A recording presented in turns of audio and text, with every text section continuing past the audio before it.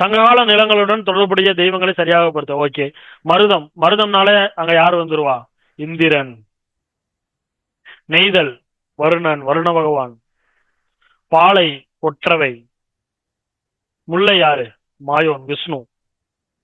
அப்ப குறிஞ்சி யாரு? முருகன். ஓகேவா?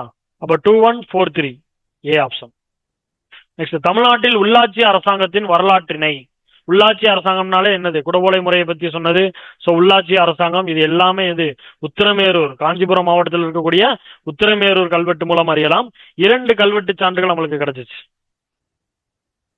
ஒன்னு பாத்தீங்க அப்படின்னா 919 கிடைக்கப்பட்டது, இன்னொன்னு 921 சார்ந்த ஒரு கல்வெட்டு. சோ இதுல வந்து என்னன்னா பிரம்மதேயம் அப்படிங்கிறது பிராமணர்களுக்கு கொடுக்கப்பட்ட நிலங்கள் தான். என்ன அப்படின்னா பிரம்மதேயம். அப்ப உத்திரமேரூர் அப்படிங்கிறது சங்க காலத்துல அந்த காலத்துல பிரம்மதேய கிராமமாக இருந்துச்சு. அங்க குடவோலை முறை மூலம் என்ன பண்ணாங்க அப்படின்னா உள்ளாட்சி அரசாங்கம் அப்படின்ற ஒரு விஷயம் நடந்துச்சு. அதை பத்தி சொல்லக்கூடிய 2 கல்வெட்டு இருக்கு. ஒன்னு கிபி 1919 வந்தது, இன்னொன்னு கிபி 921 இருந்த கல்வெட்டு தான். அதோட குறிப்பை நம்மளுக்கு சொல்லுது. சரி, குடவோலை முறையை பத்தி கூறிய நூல் என்ன நூல்? கூறிய நூல் என்ன நூல்னு பாத்தீங்கன்னா அகநானூறு.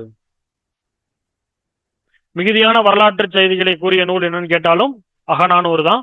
குடவோலை முறையை பத்தி கூறிய நூல் என்னன்னு கேட்டாலும் அகநானூறு தான்.